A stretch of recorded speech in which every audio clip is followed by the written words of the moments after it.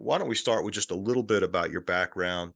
Just very briefly sum up for me how you grew up and where, and where you went to school. I know that legacy of services runs deep in your family, and then finish by talking about your entry into the military, how you came into the military. Sure.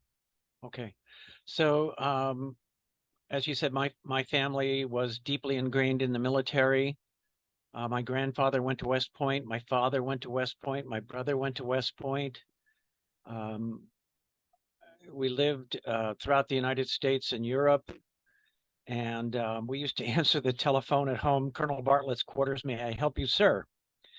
Um, my Really? family um, classified itself as being in service to our country, and they took that very seriously. And that was a very common statement. We are in service to our country. But I went to 13 different elementary and middle schools and 4 different high schools. We moved around every 2 to 3 years.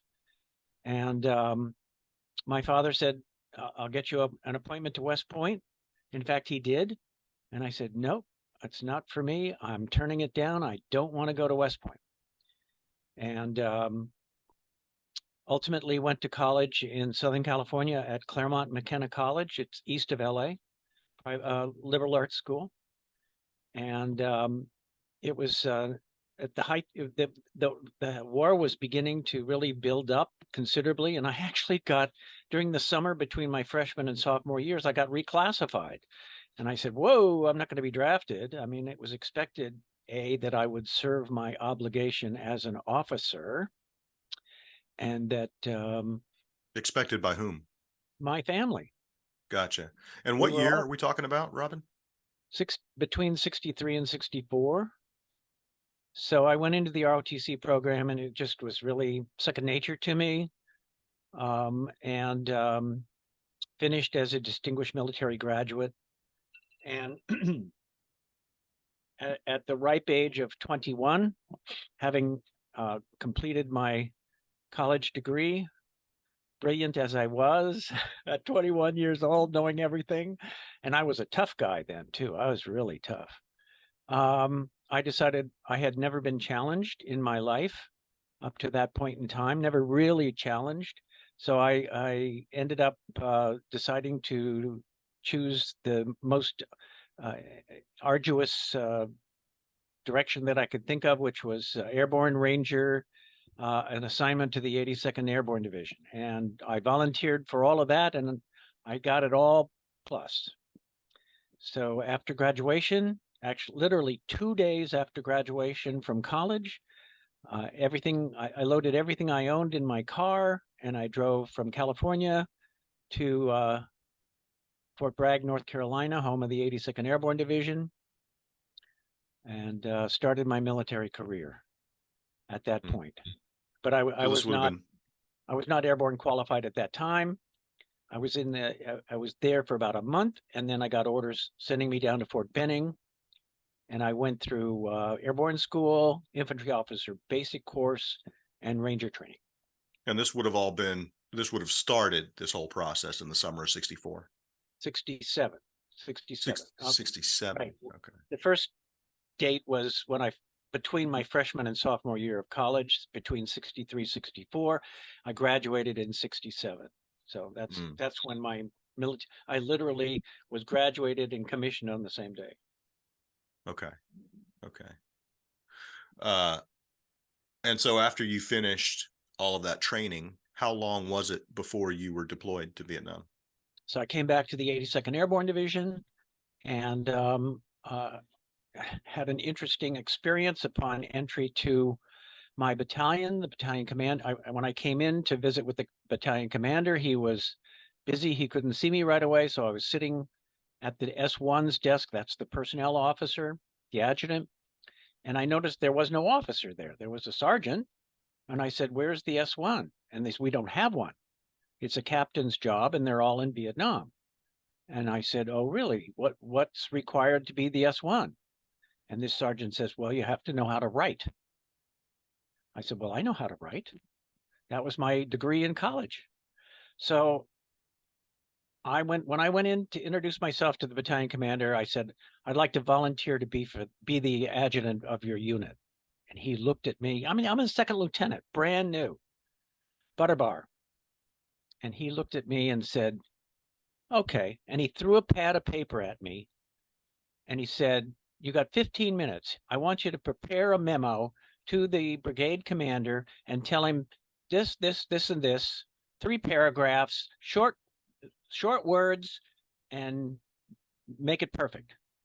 So I went back out to the desk, put a piece of paper in the typewriter. The sergeant showed me the format, typed up this, typed up 3 paragraphs, brought it back into him, and he took his pencil out and said, I said short words, no long words.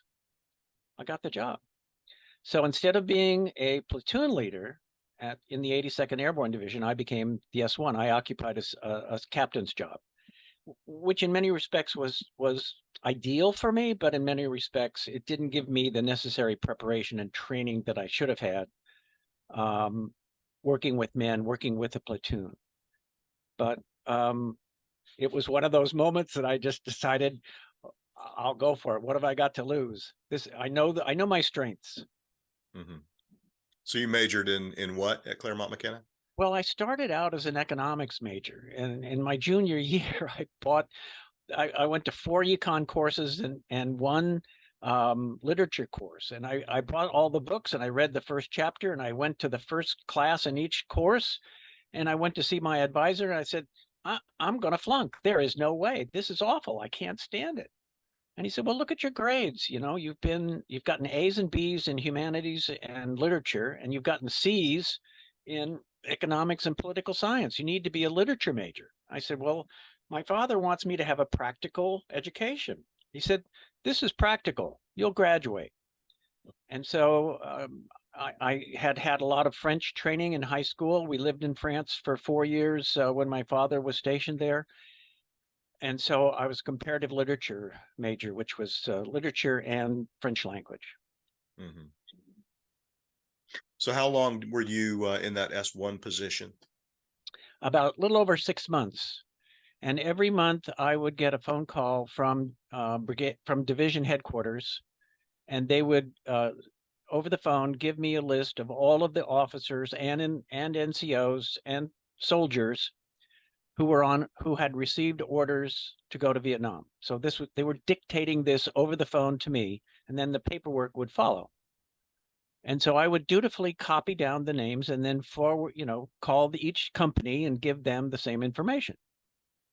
And on this one date, I think it was probably March or April of 1968, 68, they read off Lieutenant Robin Bartlett.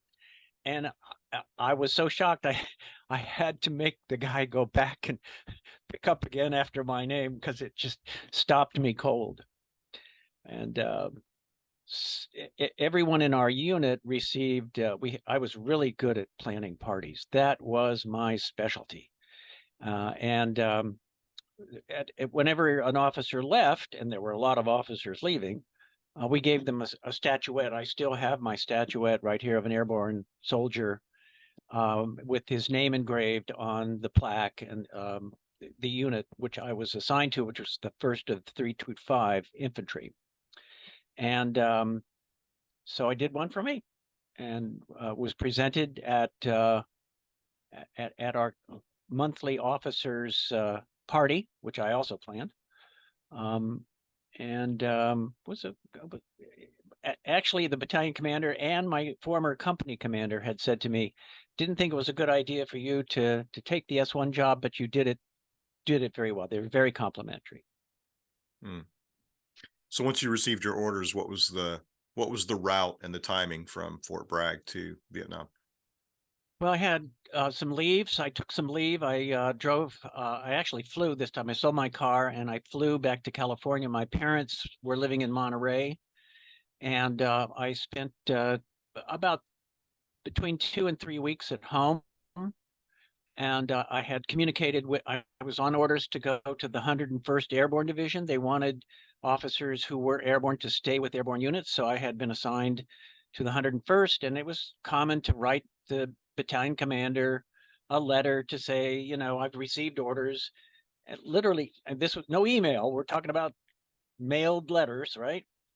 And I got a letter back, and I asked him in the letter, what should I do? What's the best preparation for me to be a platoon leader with the 101st? And he said, I got a letter back from the S1 that said, run your ass off. You cannot run enough. And so during that 2 to 3 week period, I was at home in Monterey. My boots on every day, and I ran. I ran 5 miles plus a day, and it got into and of course in the 82nd we used to run 3 to 5 miles every day. Every morning we had physical training, and in the 82nd we were all paratroopers, so running was part of the routine. So I think I was probably in the best shape, best physical condition that I could be in, and that helped me a great deal. So when did you leave for Vietnam, and how did you get there? One of my housemates, another lieutenant, a good friend of mine from the 82nd, called me out of the blue about a week before I was to report to Travis Air Force Base for my flight to Vietnam. And he said, I'm driving across the country. I've got a Cadillac convertible, and why don't you and I go up to San Francisco and have a nice time. So he came to my house, and my parents made arrangements to meet me at Travis Air Force Base before I was to leave.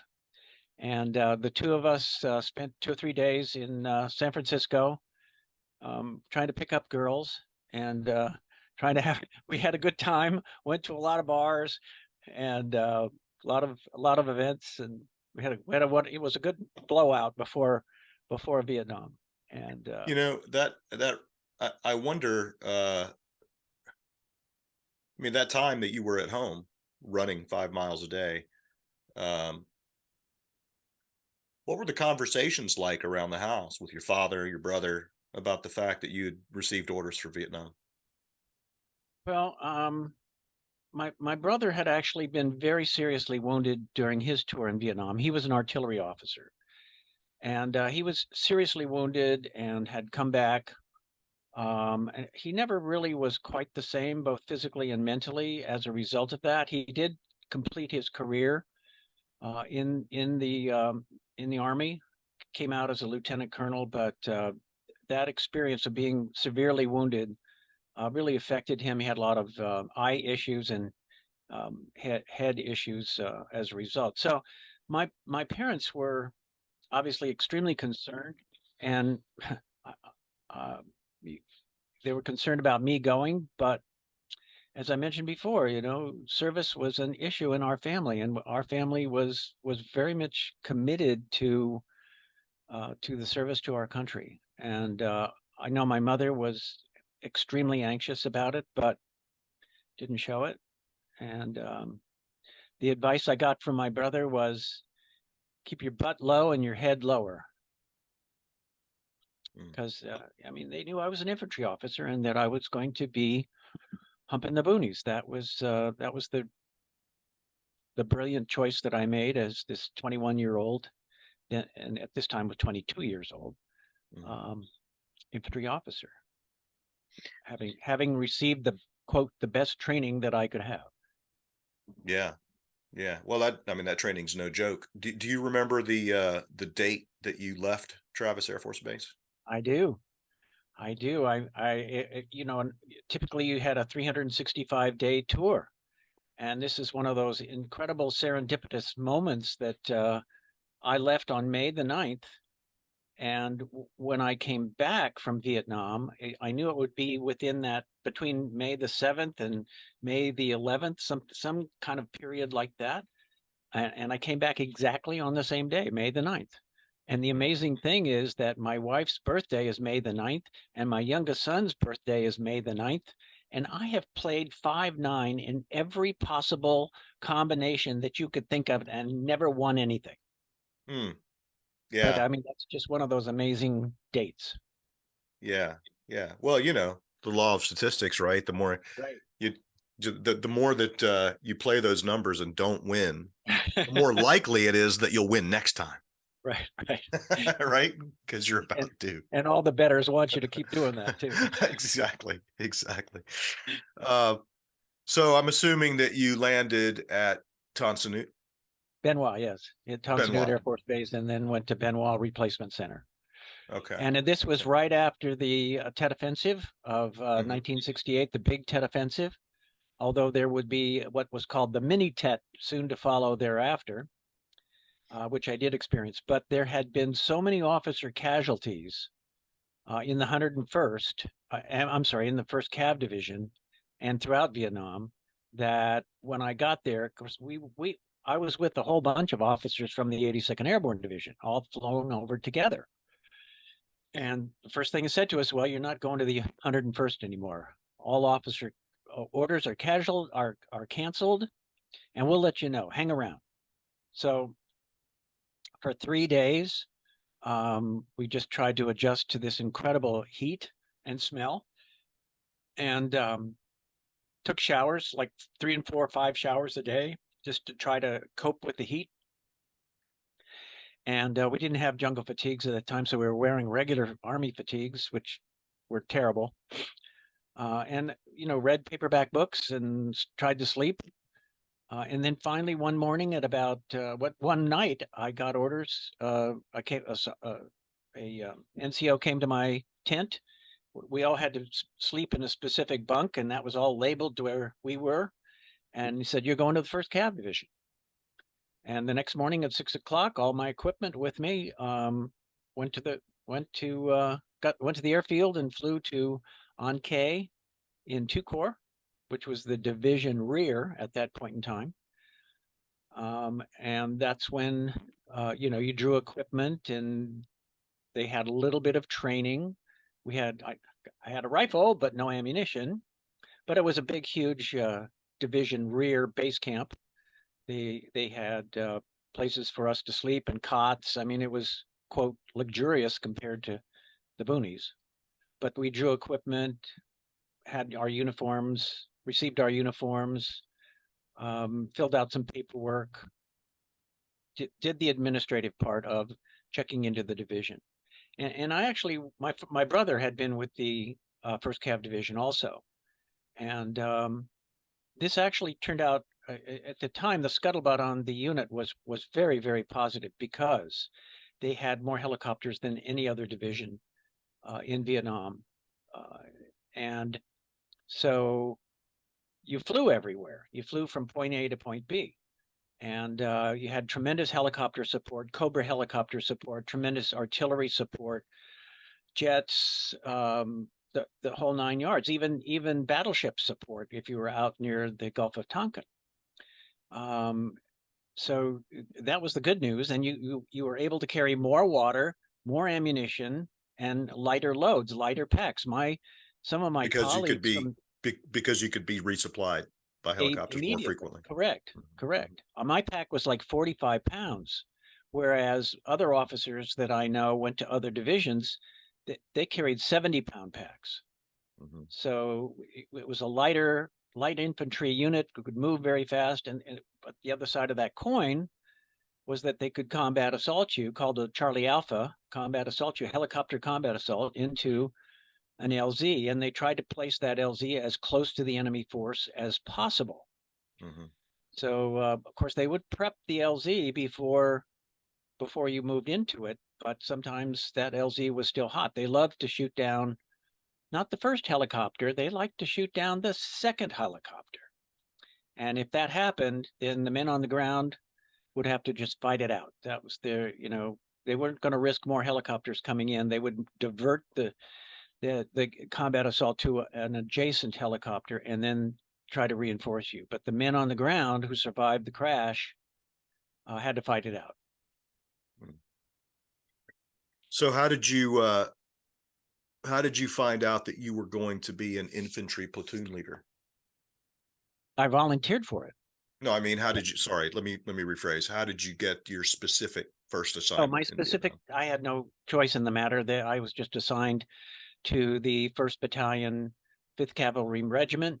They transported me up to Ankei, which was the division. I'm sorry, to Camp Evans, which was in I Corps. That's when the division had moved from 2 Corps to I Corps, and they were building this base camp, huge base camp, division forward at Camp Evans. People, it's near Quan Tri. Um, Soldiers would be very familiar with that base camp. It was a huge base camp, 10,000 men, 12,000 men, and but it was still under construction. And that's when the Mini Tet offensive happened. While I was there, going through acclimatization and refresher training, and they hit the ammo dump. They hit the ammo dump, and they hit the gasoline supplies at about 10 or 11 o'clock at night. And there were no bunkers for us to, or yeah, there were no bunkers for us to go in. So we just, there were sandbags around our tent, and we just lay on the ground and huddled in the corners of the sandbags while this incredible explosion occurred. Anyway, took that for more or less granted, recovered from that, finished the training, which happened, it was about a 3 week, total 3 week period of time before entry to Vietnam. And then when I finally got assigned to the 1st Battalion, 5th Cav, choppered out to that unit, and it was assigned with 4 other officers to that unit. And this is another kind of serendipitous moment. It was late in the evening, about 8 o'clock at night, met with the S1. And again, I let the S1 know that my specialty was as the adjutant, and I had been the adjutant of the 82nd Airborne Division. And he said to me, well, that's good to know, because you'll be coming out of the field about the same time that I'm departing. So if you survive, we'll make you the adjutant, or we'll consider you for the adjutant's job if you survive, which was reassuring, at least at the. So we waited around and waited around to go in to meet with the battalion commander, 4 officers. And so the S1 lined us up in alphabetical order, called us to attention, marched us into the battalion commander's bunker about 8 o'clock at night. And this man was literally falling asleep in his chair. He was dead on his feet.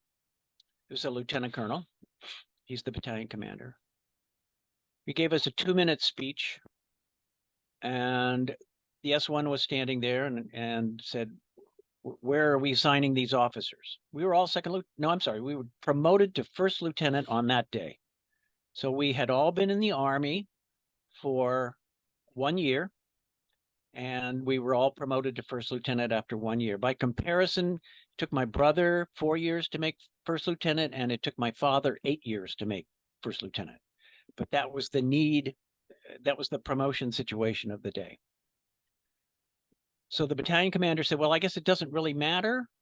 What do we need? And the S1 said, well, we need 1 in A company, 2 in B company, and one in C company. So he pointed at me and said, you're in A company, the next 2 are in B, and the 3rd one is in C. I was the only officer to survive that tour. The others, Of the 4, of those of the 4. 4, I was the only officer.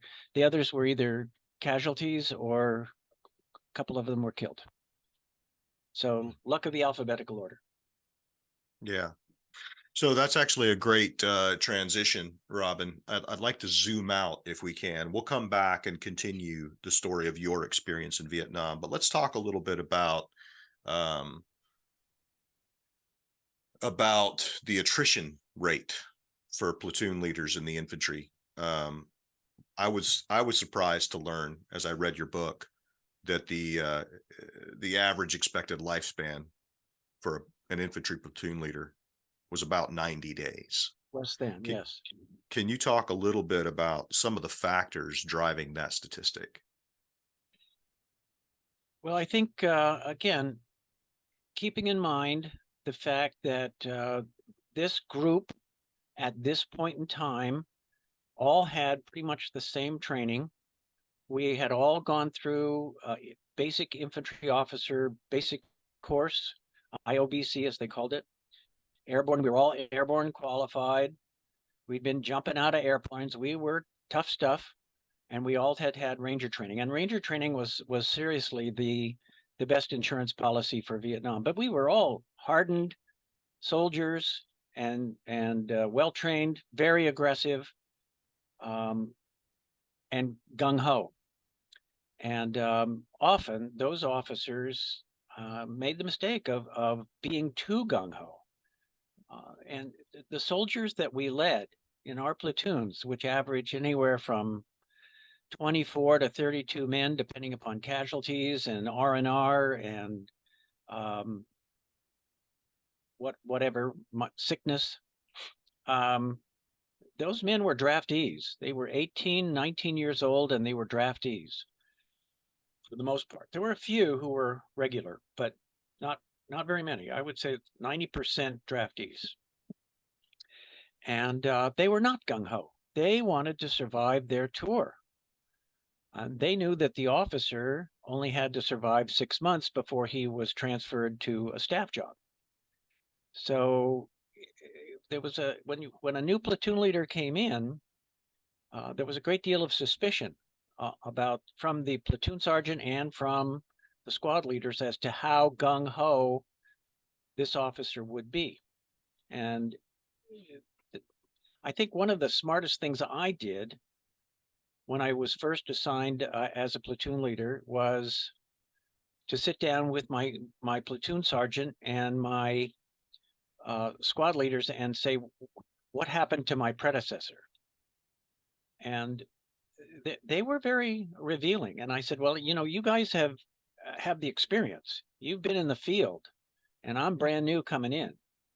And we established some trust at that initial meeting, and I listened to them, and I took their advice.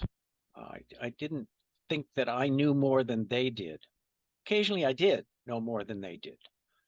But at the same time, they had the experience, and I did not. So we established a good level of trust, and eventually they found that I would not risk their lives unnecessarily. And when I gave orders and when I gave direction, it was because it was absolutely necessary. And I tried very hard never to place them in harm's way unless we were all in harm's way.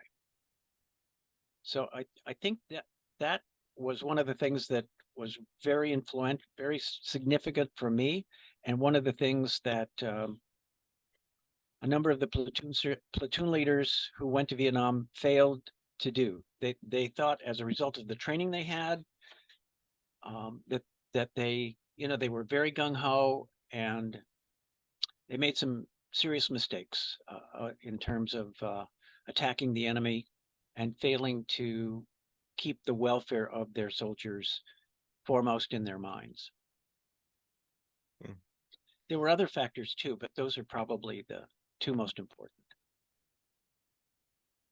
Yeah. So I'm not sure whether it sounded like to me like you were explaining the factors that helped you defy those statistics.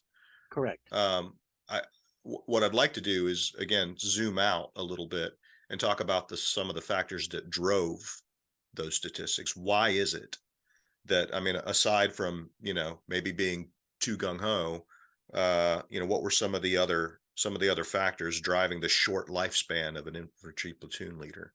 Well, I think Ranger training probably was one of the most influential things, because in Ranger training, um, they taught you to be fearless, and we were.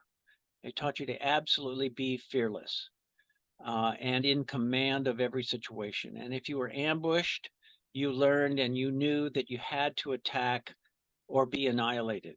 And you couldn't, with bullets flying overhead, you could not afford to hug the ground and pray. That was certain death. And so you had when you were ambushed, or when you were in a firefight, all eyes turned to you, all eyes and all minds, and they were waiting for an order. They were waiting for direction, good or bad. They wanted the leader to give direction. And that ranger training helped me tremendously because it gave me a tremendous sense of confidence. And frankly, there was never once in Vietnam that I didn't feel in control of the situation. I was scared to death, but I still felt that I could control the situation and overcome whatever the issue was in a firefight. And that training was the best insurance policy I could have. I also was extremely physical fit. I was probably as fit, if not more fit, than other soldiers in my unit. I think there was a good deal of dumb luck, just good luck that was on my side. I also didn't do stupid stuff. I'll give you an example. I had this friend I mentioned to you who drove across the United States in his convertible Cadillac, and we enjoyed several days in San Francisco together. He landed a helicopter. It was his last day in life, standing on a hill, and he was giving direction to the helicopter, standing on a hill, and the rotor blades took off his head. Just dumb stuff like that. I didn't, real basic things like that. I tried to avoid doing stupid stuff. I shot a lot of artillery. I had the reputation in our battalion, perhaps I think, of having shot more artillery than any other platoon leader in the battalion. And my favorite line was reconnaissance by fire. So I trusted my point man and my cover man if they had an uneasy feeling about walking into an area, and it's just pure intuition, or if you were in the jungle and you didn't hear any monkeys or you didn't hear any birds, everything was super quiet. I mean, there was something wrong. And so I fired artillery rounds in front of us, a lot of them. I fired so much artillery, they put a budget on me. Maximum of 25 rounds. But when my men walked through the area, they had confidence that that the area they were going to that we were going to be moving into had been blown away. Mm-hmm. And that seems like the kind of thing that would, even if it earned you a reputation and a budget for artillery, it must have also earned you the trust of your men. They knew that you were going to do everything you could to clear a safe passage for them. I mean, there were times that they knew I had to give orders that put them in harm's way, but overall, I think they knew I had their welfare at heart and in my mind as a foremost objective. If in a firefight I had a wounded man, severely wounded man, all the men would immediately think, I'm sure, what if that was me? What if I was the one who was wounded? What would be his objective? Would it be to attack, or would it be to call for a medevac? And my answer was simple. I always call for the medevac. I mean, I tried to secure my position so that we weren't overrun, made good decisions about that so that we had good security, but then I'd call for a medevac and get that wounded man out. So lives were important to me, and I think they respected that. It was more important to me than body count. And that was the metric by which a platoon leader was measured, was body count. And we had body count. There was no question about that, but it usually came from ambushes. We were good at ambushing. When we ambushed, nothing survived. And that was also because we were pretty much in a free fire zone. So anything that moved, we killed it. This was closer to the Laotian border. When we were out more toward the Gulf of Tonkin, we had to be more cautious about friendlies. But when we were in the three canopy jungle, mountainous jungle near the Laotian border, anything that moved, you killed it.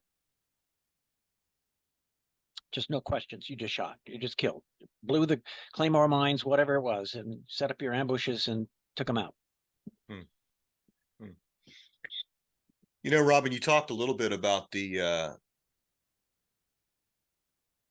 kind of platoon leader who was eager to get into the fight and, you know, maybe make a name, maybe make a reputation, or just at the Earn very medals. least kill some enemy, right? Earn medals. Yeah. Um, and you contrast your approach, talking about how important it was to keep your men safe and to save the lives of your men as much as you could. Um, I can't help wondering if if one of the things that accounts for the difference between the the platoon leaders who drove that 90-day statistic and platoon leaders like yourself who defied it was the fact that Tet happened. I mean, do you think that that was do you think that there was some sort of mental shift that happened as a result of that, where uh, it made you more determined to get as many of your guys home as possible, as opposed to racking up as much body count as possible? I'm not sure about the answer to that question. I tend to think it more in terms of there were essentially three different types of lieutenants, three different types of platoon leaders.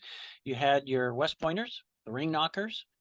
You had your ROTC, who all had college degrees, and then you had your OCS platoon leaders. And each one was its own little clique. Often we communicated well with one another, but sometimes we did not. And you know, the West Pointers were exceptionally well trained.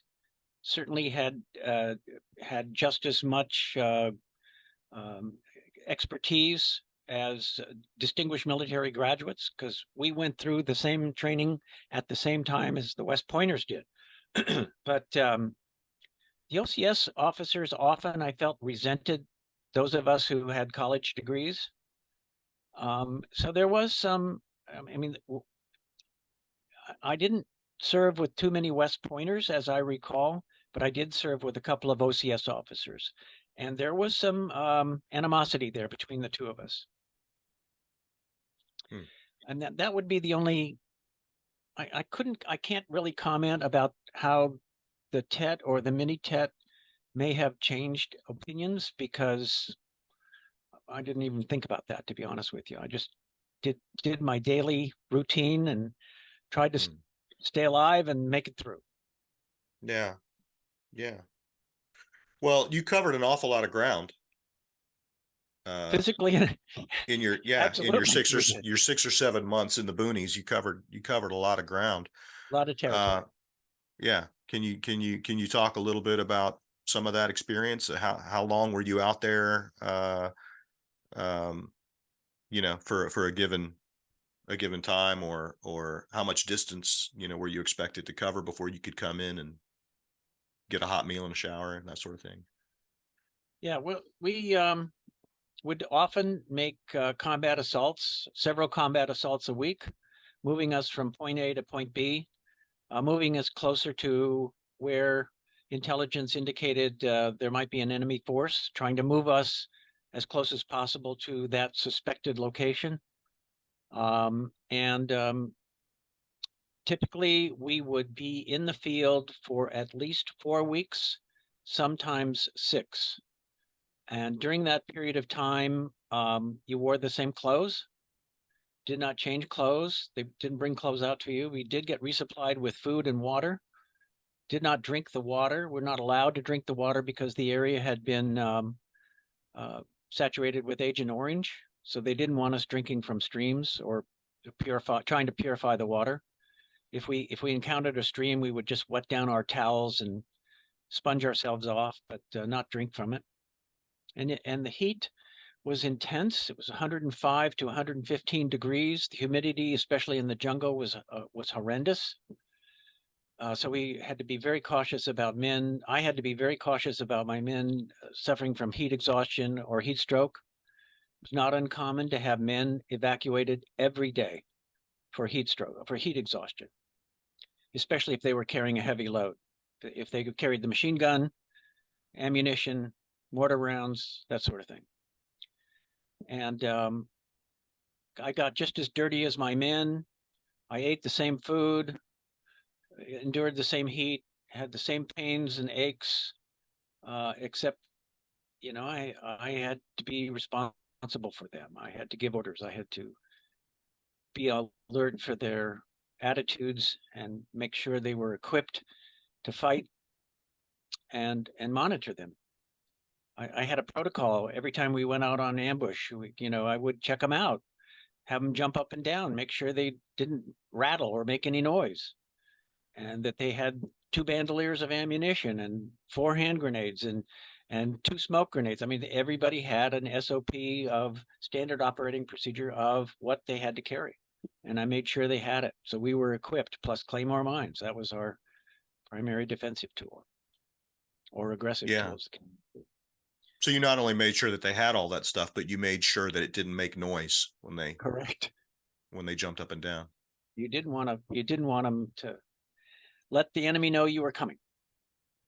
Yeah. So on an average day, we would move from a night defensive position called an NDP to another night defensive position. The company would move, and each platoon would have a different route that they would follow. So it was not an entire company moving.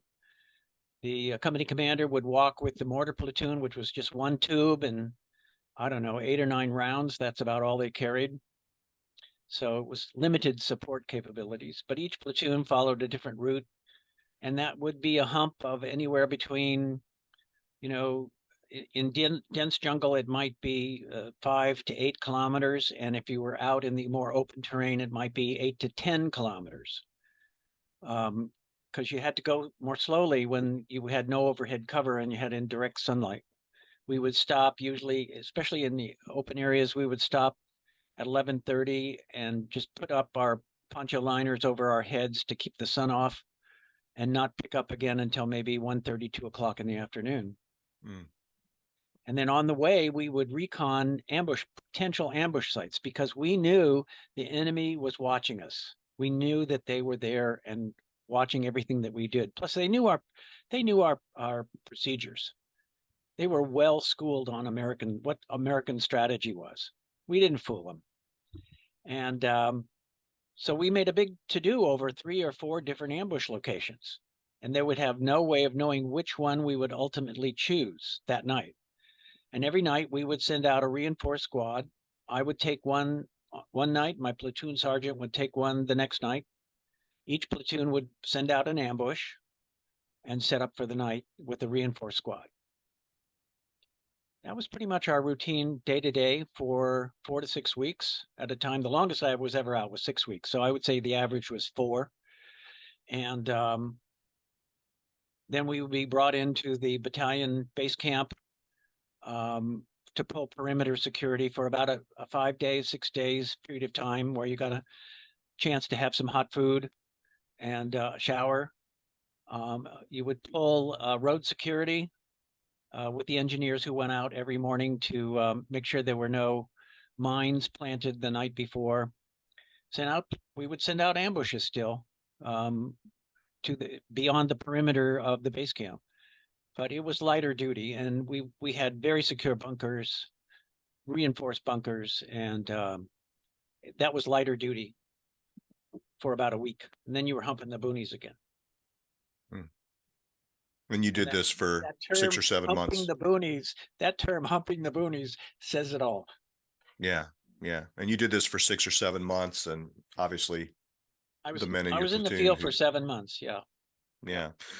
So I just want to help I want to help our listeners understand a little bit about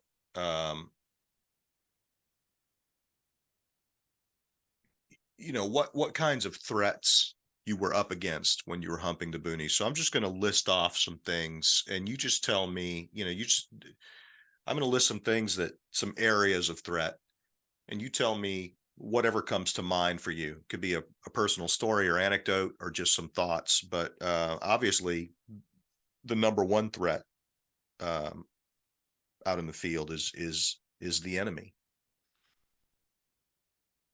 The enemy owned the night. They were trained. They were wonderful night fighters. They were better than we were. We would hole up for the night, dig foxholes, and establish a night defensive perimeter.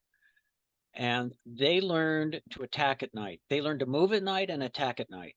And they were very good at it. And they had sappers, that's what they were called, who and they carried very light loads, literally just a bag of rice and a couple of magazines of ammunition and an AK-47.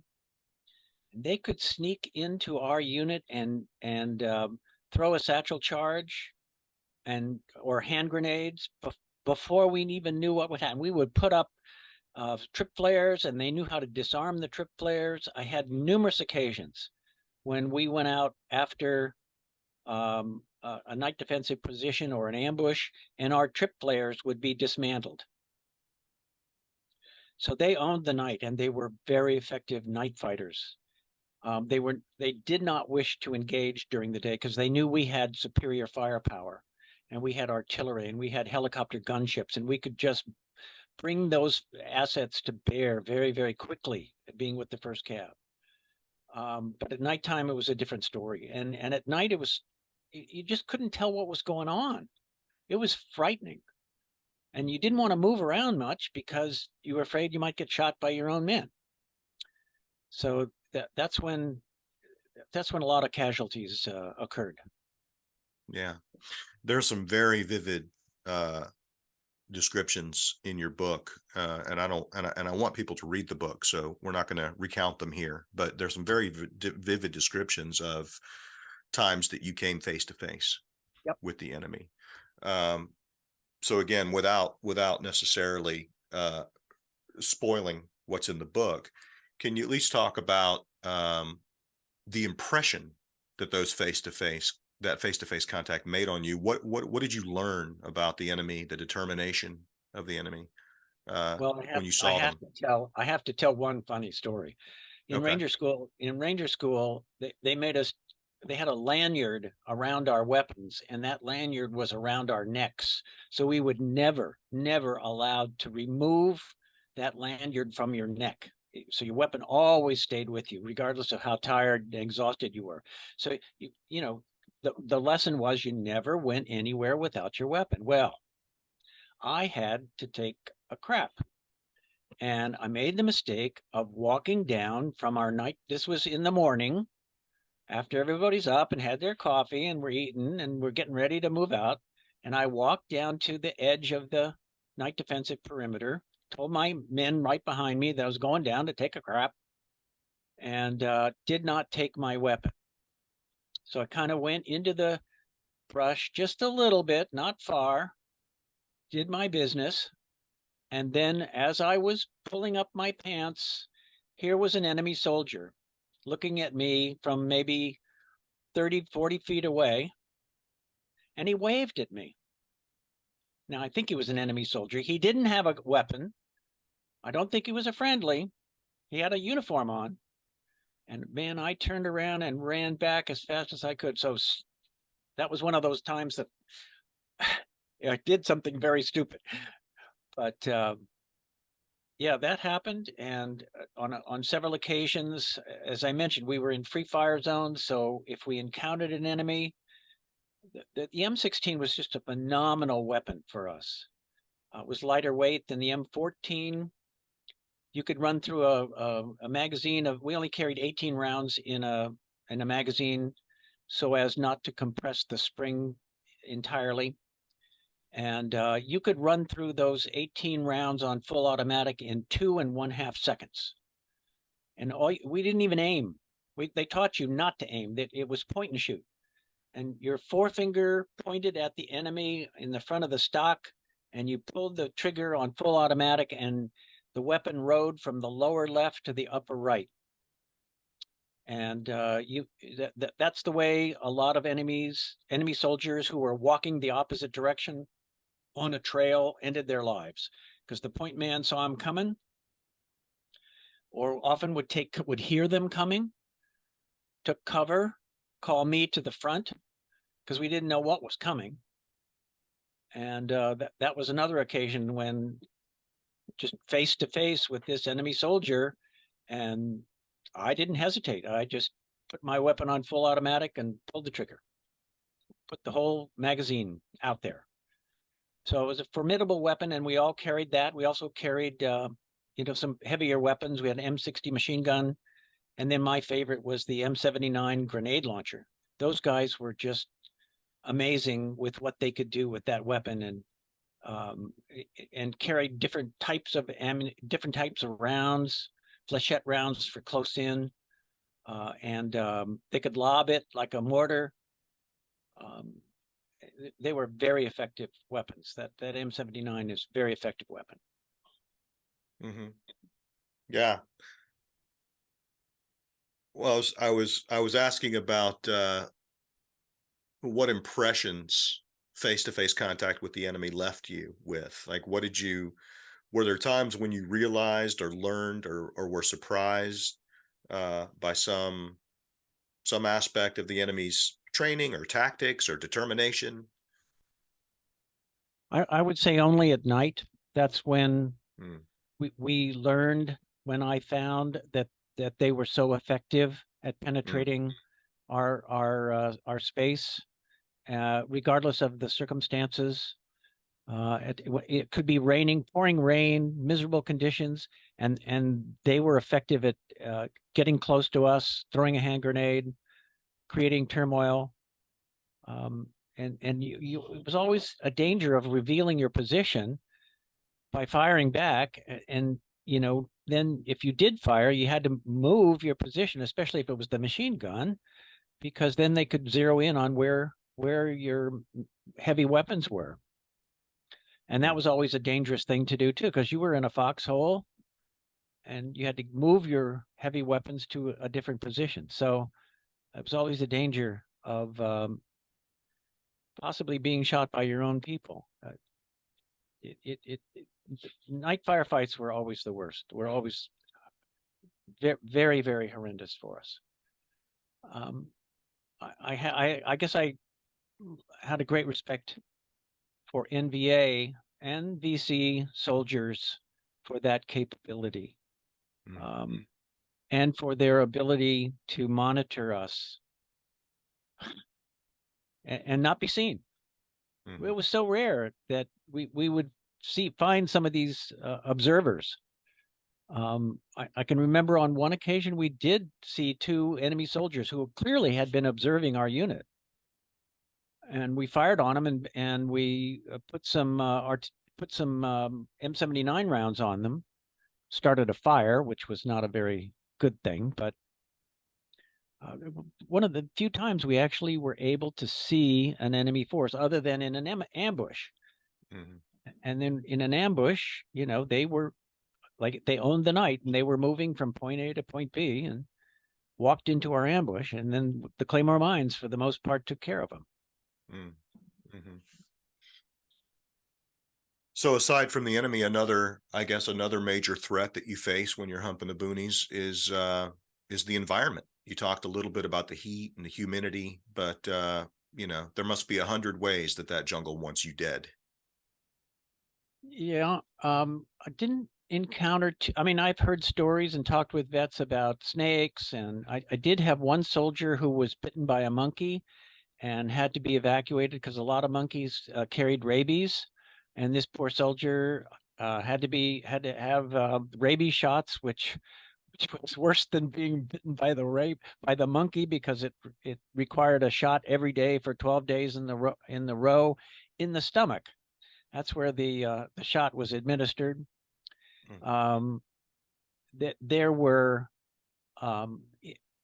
mosquitoes, of course, were just horrendous. At nighttime, you would lather up with mosquito repellent. You put on your shirt, tie, turn up the collar, make sure your cuffs were down, lather your face, put some sort of a hood over your head.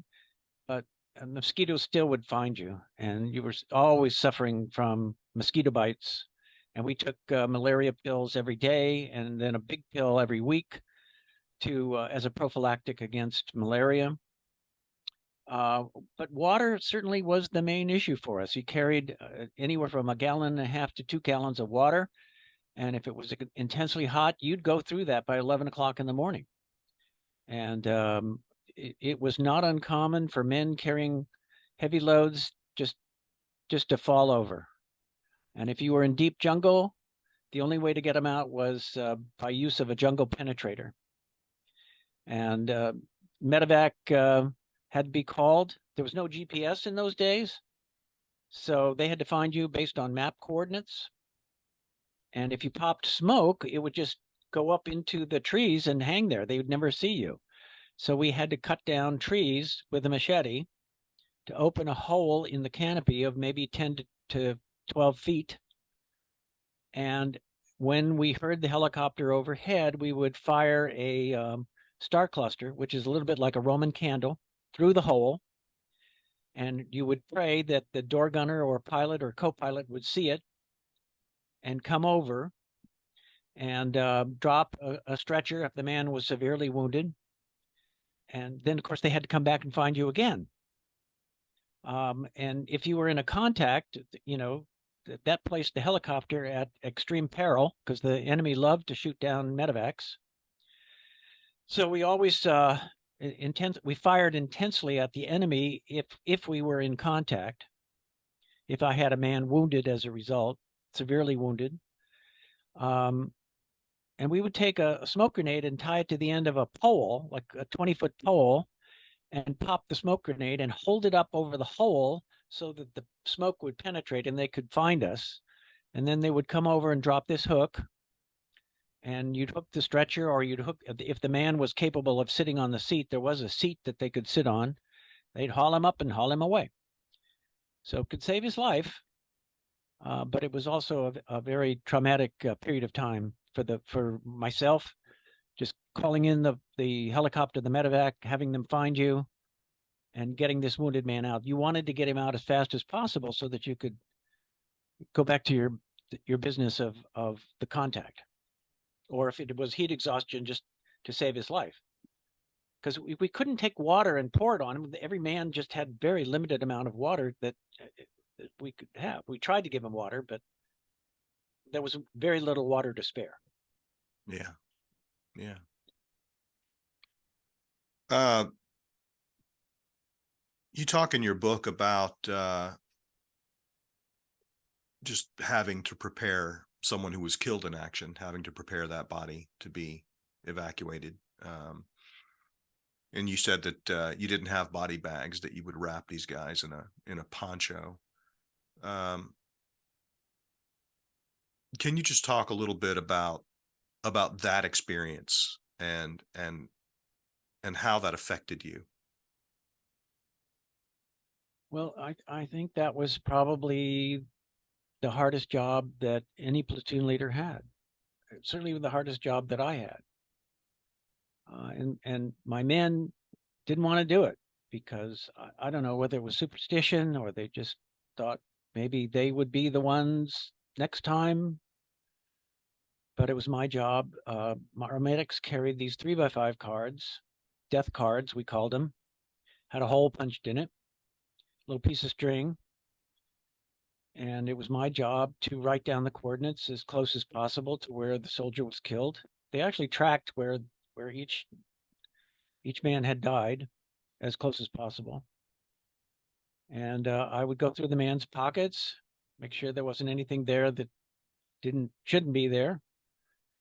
Uh, Sometimes, documents or whatever, paperwork, letters would go in a separate paper bag or plastic bag back to the rear to the S1 to be returned to the family. And so I would attach this card to the man's boot along with one of his dog tags. The other remained around his neck. And we didn't have body bags, so we wrapped him in the poncho. And these ponchos would flap around when a helicopter came in, so we didn't want that. So I carried some twine with me and tied it off at the head and around the middle and around the feet.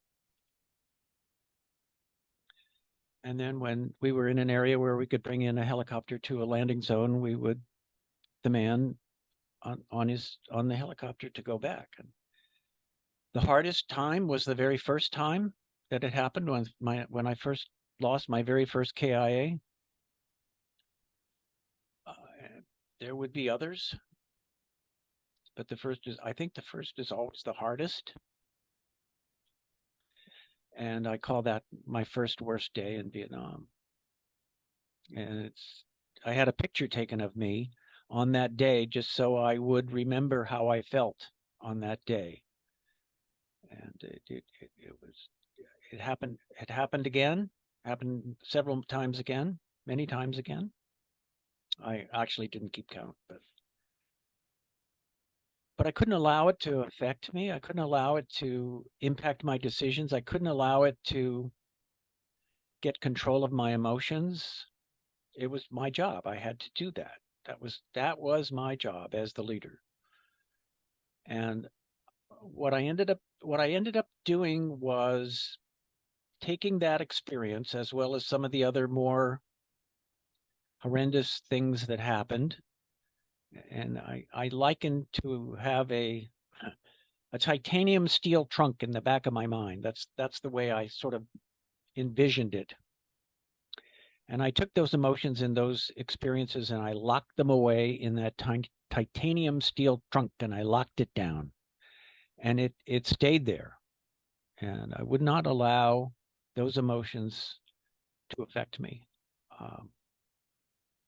I had no friends in my unit. We called each other by numbers. My name was Foggy Day 16, and I was addressed as 16. Never lieutenant, never saluted. There was no way you could tell I was an officer, except the fact that my radio operator either walked in back of me or in front of me. I've often had him walk in front of me. He didn't like walking there. But that was, and then I had a map in my thigh pocket. Those are the ways you knew I was the officer. I had the map, had a compass, and but the only way you could tell I was an officer was on my camouflage band that covered my helmet. It said LT Bartlett. That was it. That was the only way. So that stayed with me. Locked in that trunk for 20 years. And literally about 20 years later, all of a sudden I started to have leakage. This is my description, right? I had leakage from my trunk. And I started to have daydreams, not nightmares, but daydreams during the day, wide awake. And some of these events came back to me and I saw them as realistically as they happened in full detail, in color even.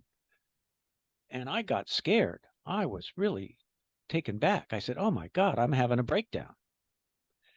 And fortunately, I had a good friend who was a psychiatrist, and my civilian job was in publishing, and I had helped her to get her book published. And I just happened to be on a trip and was near her, and I said, "I'd like to come visit, and I'd like to have an appointment with you." And I told her about what was happening to me. She said, "Well, you're experiencing some PTSD." I said, "After 20 years? Come on." She said, "It can happen anytime." And it's the same sort of thing. I think that policemen and firefighters and people who work in emergency rooms, they have to deal with very, very similar police officers have to do with same sort of situation. And she gave me a very simple exercise to practice, and I did, and it went away. But I think when you talk, and I've talked to a lot of Vietnam veterans, there's a common saying that there is rarely a day that goes by that you don't remember something that happened to you during that year. And it's true for me. There are certain times during the day when I brush my teeth at night. I don't know why, but at night, when I brush my teeth, I guess it's gotten into be a habit. There is a recollection of something that happened to me during that period of time. Or I could be taking a walk in the morning and I'll see something. I don't know what.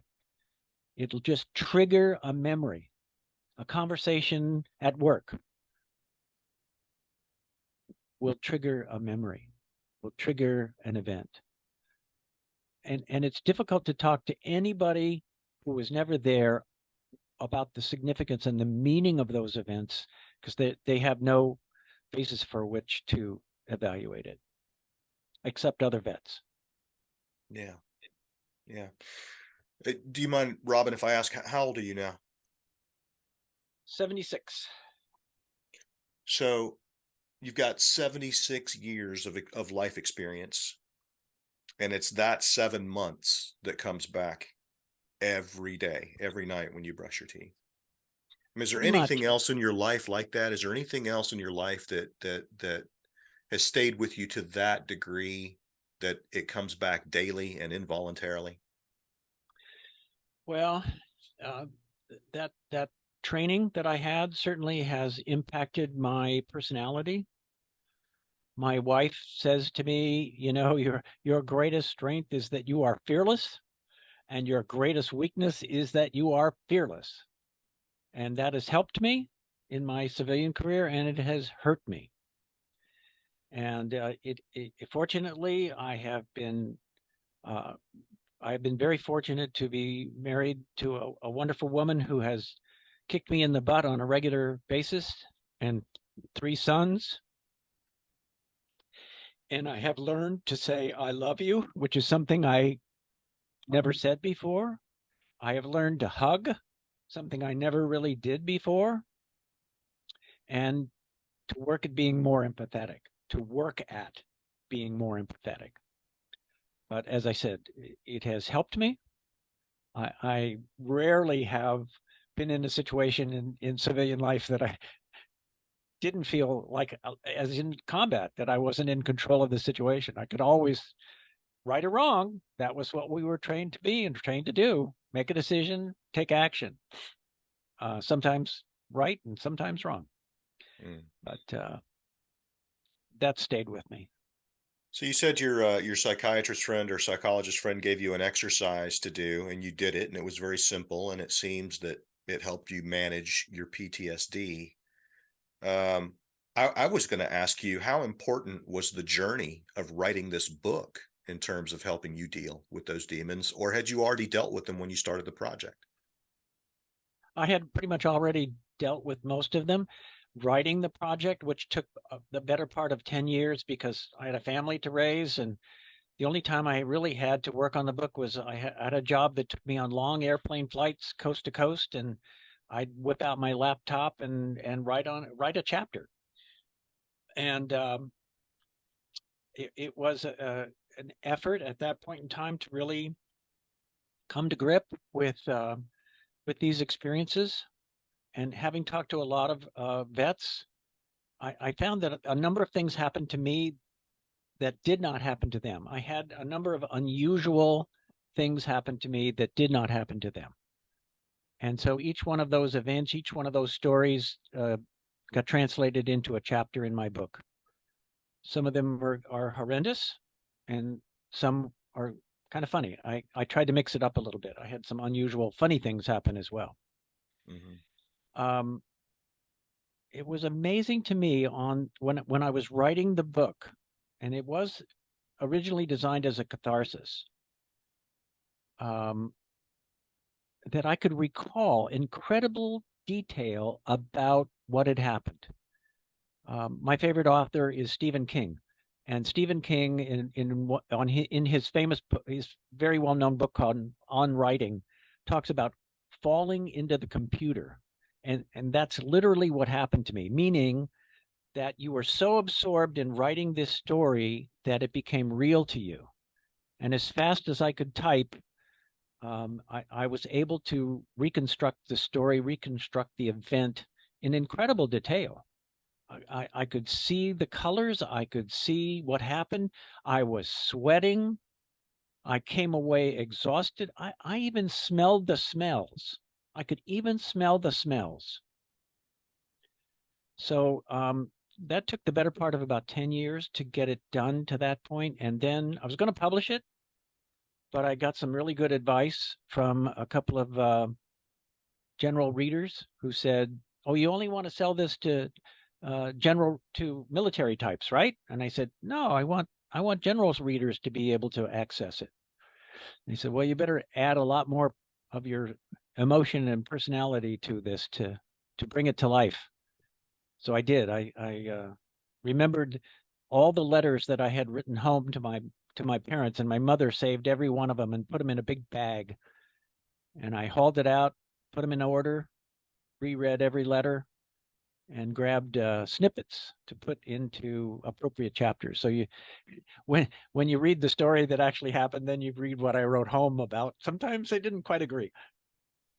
Yeah, yeah, I did pick up on that.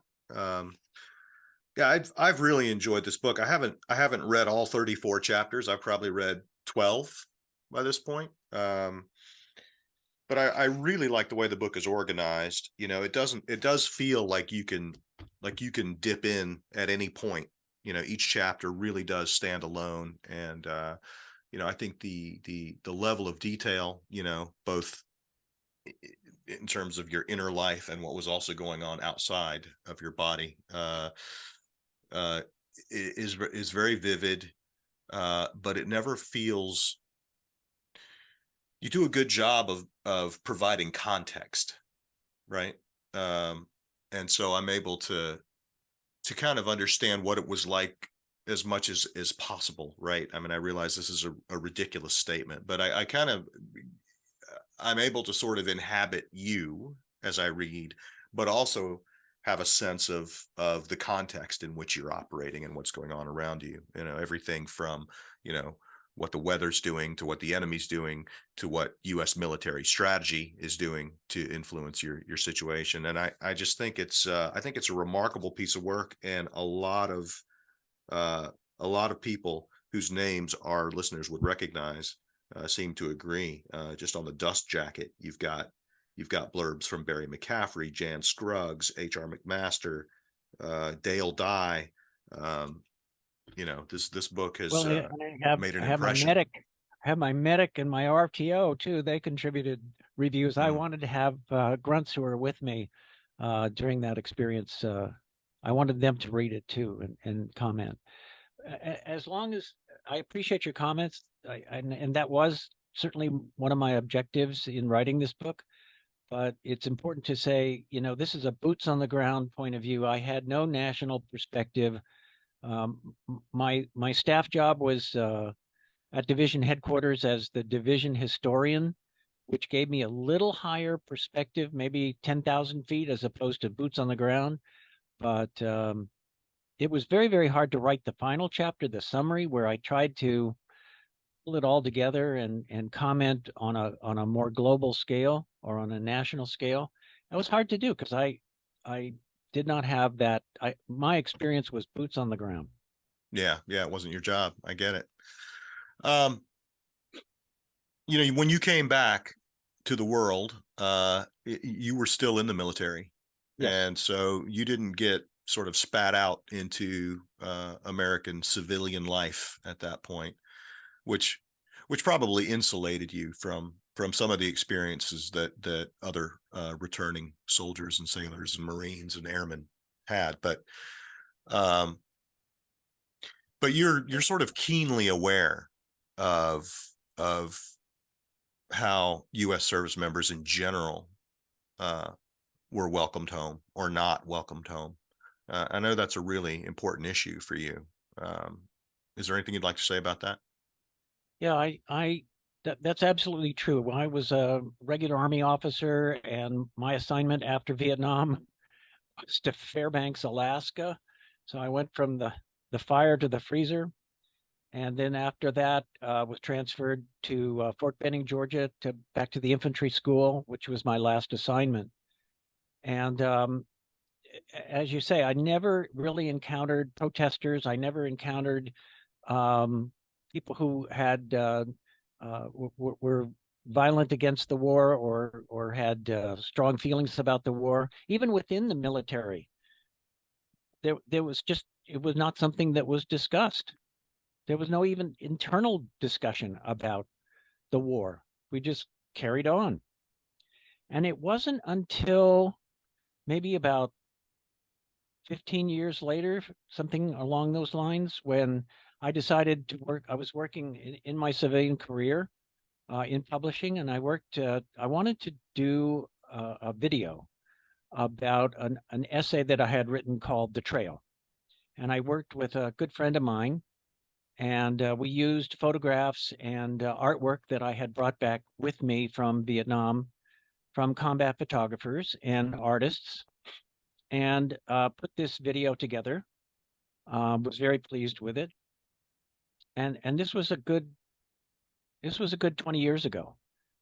And I showed it. I'm at a meeting of the First Cav New York, New Jersey First Cav Association, and there was a VA representative at that meeting, and he was looking at some of the original artwork that I brought with me, and he says, "I think I know this artist. I think I know this guy. He lives down in Delaware. I'm going to contact him." Well, combat photography and artwork is in the public domain, and I had used it. I had no permission. I didn't even know who they were. I mean, there was no recognition of names, but I had used this artwork without permission. And the VA representative took my name and phone number, and I was driving my son to college, returning him to college, and I get a phone call on my cell phone from this fellow by the last name of Johnson, and he said, "I understand you've used some of my artwork in your video." And I'm thinking, uh-oh, my God, I'm in trouble. And he said, "I haven't seen the video." So I gave him the URL so he could look it up. I said, "Well, I'm driving right now, but let me call you back in 15, 20 minutes." And I did. And when I called him back, he said to me, "I am so proud that you have used my artwork in your video. I am so pleased to contribute to what you have done." And we had a nice conversation. I broke down in tears, and we had a nice conversation. And at the end of that conversation, he ended the call by saying, "Welcome home." And that was the first time that anyone had said, "Welcome home" to me in 20 years after I returned from Vietnam. And to this day, it's so powerful, a statement. And there's nothing wrong with thank you for your service. I mean, that's a wonderful thing to say to any veteran, regardless of, but Vietnam veterans are starting to walk in the boots of Korean veterans and World War II veterans. And if you want to have an impact on a Vietnam veteran, you say "welcome home," and you watch the reaction you will get. Those are the two most powerful words you can say to anybody who served there.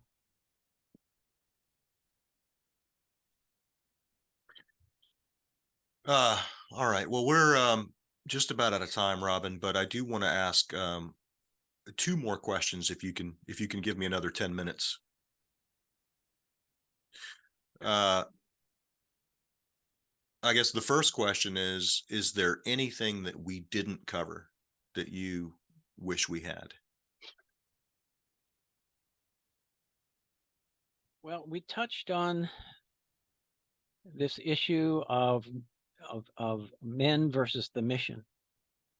And I suspect that I never would have been a successful infantry commander, because body count and the mission, we were trained that was what was most important.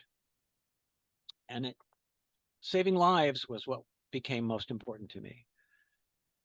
So when I tried never to put my men in harm's way, but when I had to, I tried to do it differentially and um,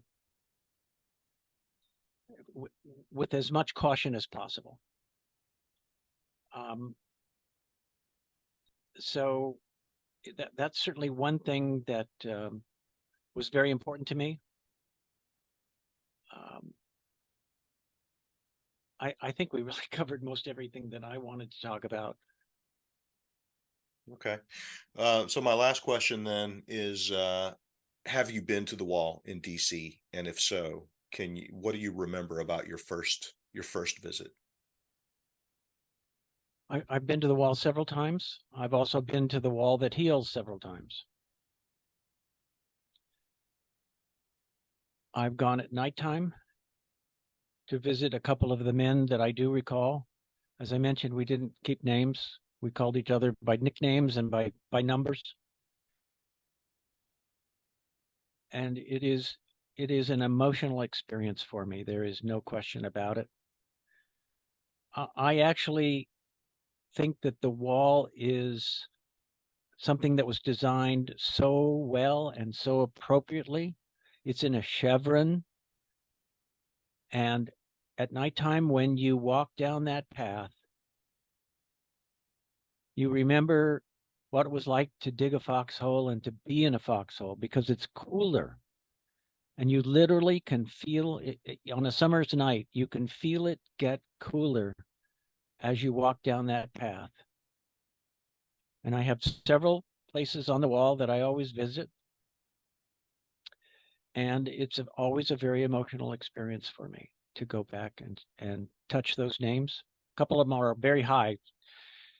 I can't get to them, but I can look at them. I can see them. I've been there with friends, and I've been there alone.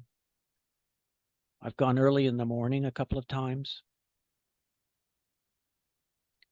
And I know there was a lot of controversy about the wall, but I think it's right for us. It's right for Vietnam veterans. It is the right thing to do. And I've always been a supporter of VVMF and all of the things that you do. All right. Well, Foggy Day 1-6. Thank you. Thank you for taking this time and sharing your story with me and with our listeners, and welcome home. Thank you. My pleasure.